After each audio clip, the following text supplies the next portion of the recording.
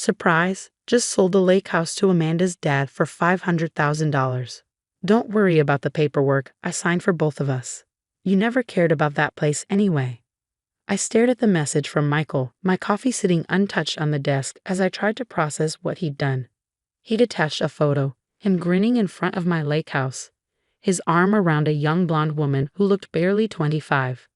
My name is Olivia Parker. I'm 38 years old, and today I found out that my husband of 15 years not only has a much younger girlfriend, but also tried to sell my family's lake house to her father. That house had been in my family for 3 generations. My grandfather built it in 1962, and I spent every summer there growing up. When my parents died 5 years ago, they left it to me, only me. I took a sip of coffee. Strangely, I felt calm. A couple months ago, this would have wrecked me. But that was before I found lipstick-stained receipts in Michael's coat. Before I noticed money missing from our joint account. Before I hired a private investigator who confirmed everything I feared. Another text came in. Amanda's dad already sent the money. We're thinking of remodeling, maybe adding a pool. Time to bring some youth to the place. I couldn't help but smile a little. Michael was always full of himself. But this? Trying to sell property that wasn't his? That was a new level. Then a message from a number I didn't know. Hi Olivia, it's Amanda. Just wanted to thank you for being so cool about the house. Daddy's super excited to make it our new vacation spot. Michael says you never use it anyway.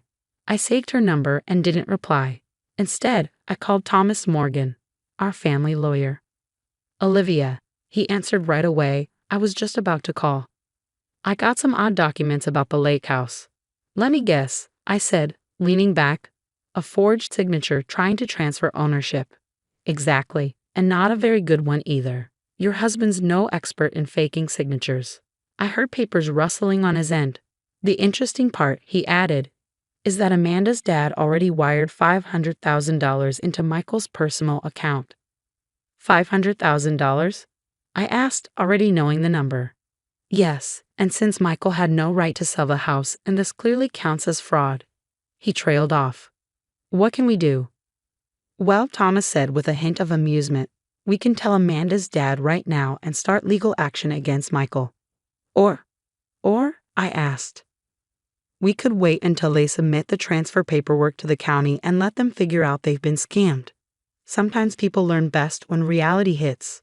I thought of Michael's smug texts, Amanda's clueless message, and all the nights I'd wondered why he'd been so distant. Let's wait, I said. How long do we have? With that amount of money, they'll likely file in the next few days. I looked at a photo on my desk, Michael and I last summer at the lake house. He was smiling, but now it looked fake. Was he already planning this then? Keep me updated, I told Thomas. Thanks. After hanging up, I finally replied to Michael. Congrats on the sale. Hope everything turns out just the way you deserve. He texted right back. Glad you're finally being reasonable. I'll send someone to pack your stuff. I looked around my office at everything I'd built for myself while Michael plotted behind my back. The lake house wasn't just a place, it was history, family, love. And the fact he thought he could just sell it like it meant nothing said everything about who he really was. Another text buzzed in. Michael says we should throw a housewarming party after the reno. You're totally welcome to come if you want. I put the phone down without replying. Let them have their party. Let them plan. The real surprise was coming, and this time, I'd be the one watching it unfold. I stood and walked to the window, looking out at the city. I'd had this office view for 10 years, ever since I started my own practice. Michael once called it a waste of money, said my clients didn't care about the view. But I cared, just like I cared about the lake house, about family, about respect. My phone lit up with a message from Thomas.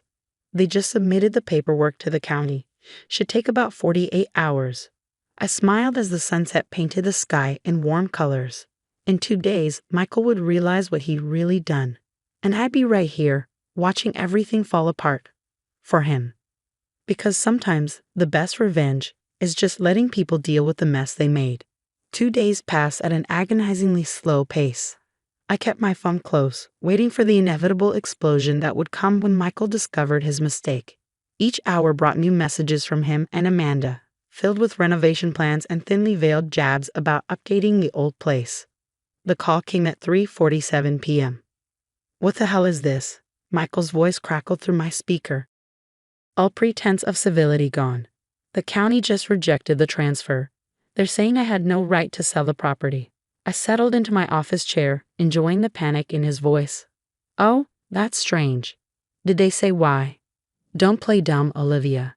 They said the house is solely in your name. That's impossible. We're married. Everything is joint property. I could hear Amanda in the background, her voice high and worried, asking what was wrong. Not everything, Michael. The lake house was inherited from my parents. It was never in your name. You knew, he accused. You knew and you let me sell it anyway. Correction. I let you try to sell it.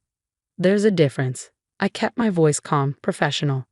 By the way, how's Mr. Anderson taking the news?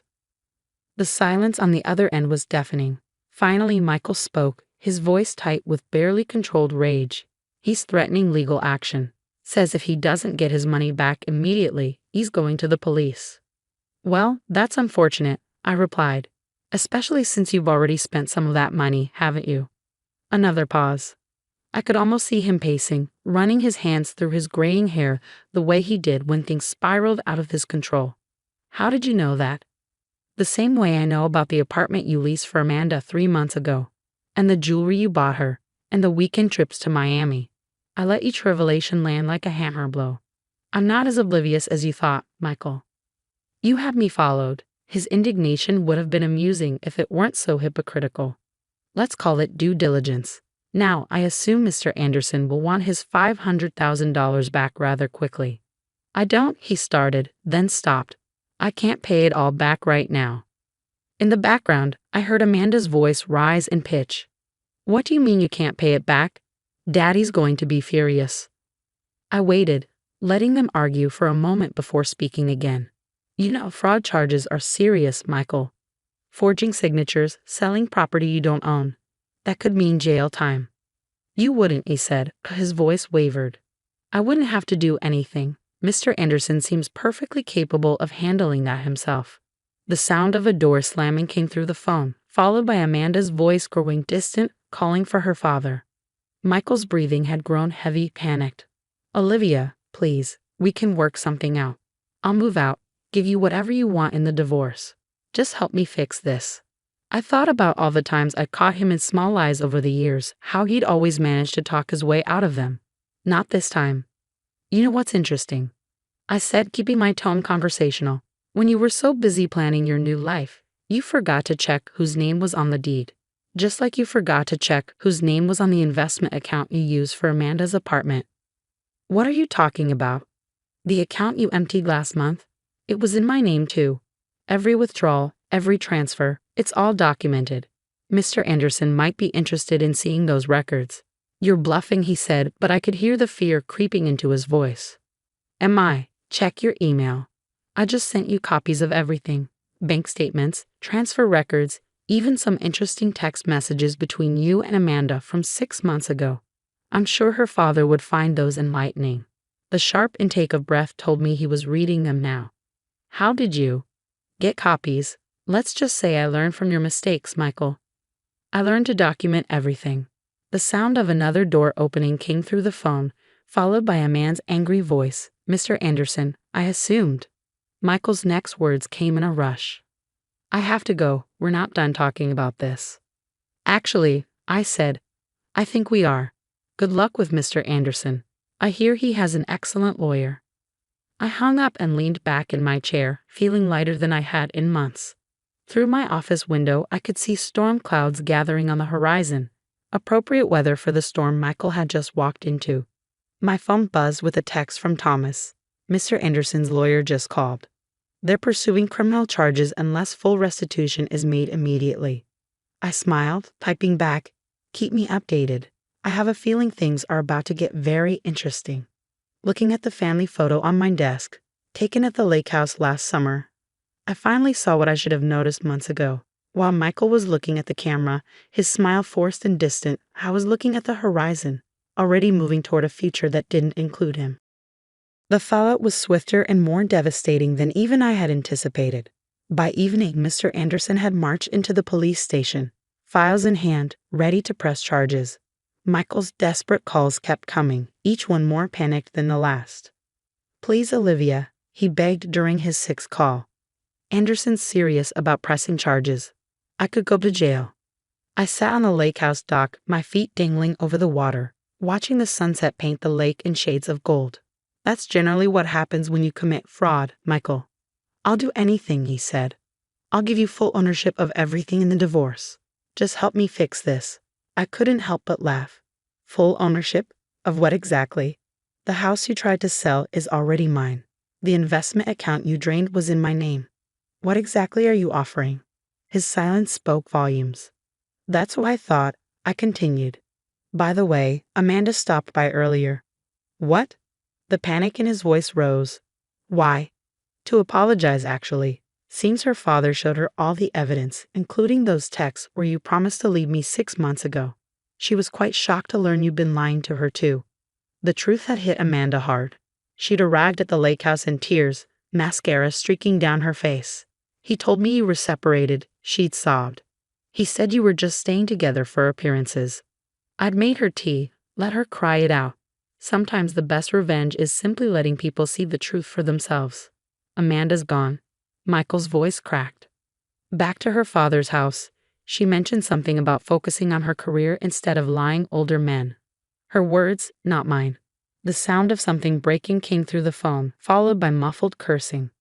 "Mr. Anderson's lawyer called," I said conversationally. "They're willing to drop the criminal charges if you repay the full amount within 48 hours.